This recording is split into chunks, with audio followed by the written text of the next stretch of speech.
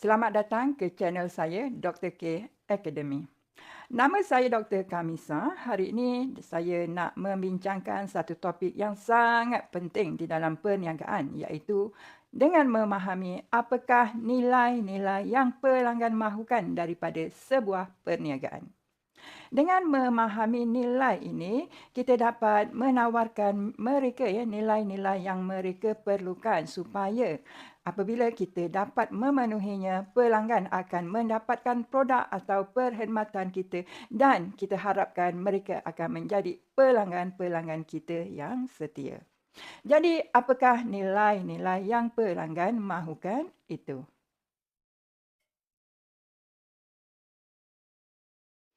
Nilai pertama yang pelanggan mahukan daripada sebuah perniagaan adalah nilai fungsi.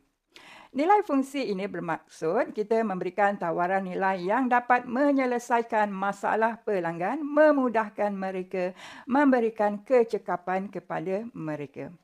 Satu contoh yang mudah adalah dengan GrabFood.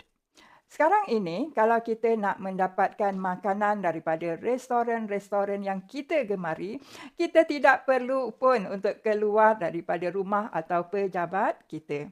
Hanya dengan klik-klik di aplikasi GrabFood, kita akan dapat makanan yang kita gemari ini dengan pantas dan mudah. Jadi itulah dia fungsi nilai fungsi yang pelanggan inginkan, iaitu sesuatu yang dapat meningkatkan kecekapan mereka, menjimatkan masa mereka, memberikan mereka kemudahan dan keselesaan. Seterusnya kita ada nilai sosial. Nilai sosial ini bermaksud sesuatu nilai yang membolehkan pelanggan ini rasa berhubung dan terikat dengan kumpulan-kumpulan ataupun orang-orang tertentu. Mereka berada dalam satu, maknanya produk atau perkhidmatan kita ini membolehkan pelanggan-pelanggan kita ini saling berhubung di antara mereka. Contoh yang mudah saya nak berikan, Facebook.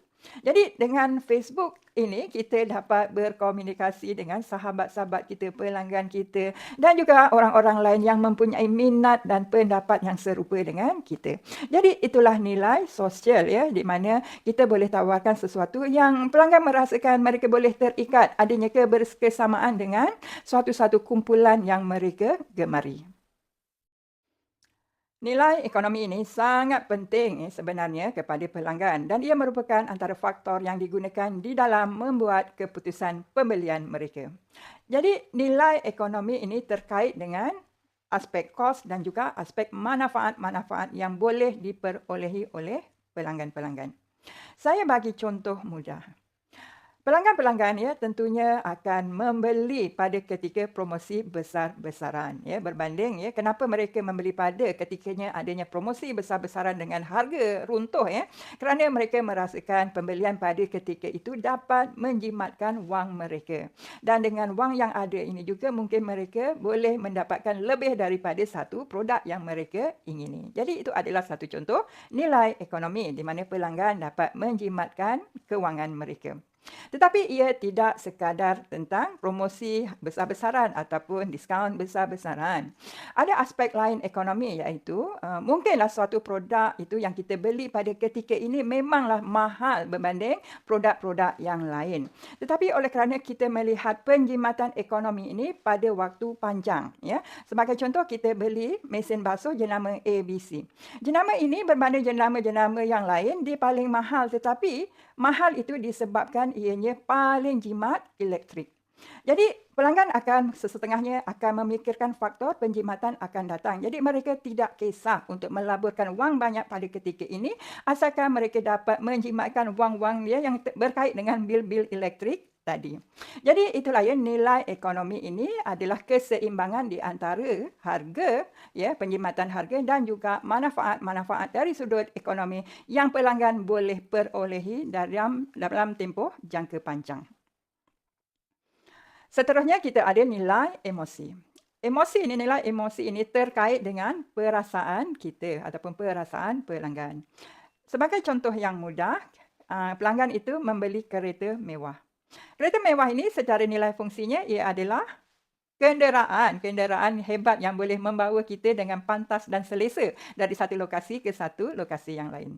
Tapi dari segi nilai emosinya, apabila kita memiliki dan memandu kereta mewah ini, kita rasa kita ni hebat ya, kita ni berjaya. Jadi itulah ya yang dimaksudkan dengan nilai emosi. Sebagai kesimpulannya kepada topik ini, kita sebagai ahli perniagaan ataupun ahli pemasaran, kita perlulah memikirkan ya, adakah produk-produk kita ini ataupun perkhidmatan yang kita tawarkan kepada pelanggan memiliki nilai-nilai yang pelanggan perlukan.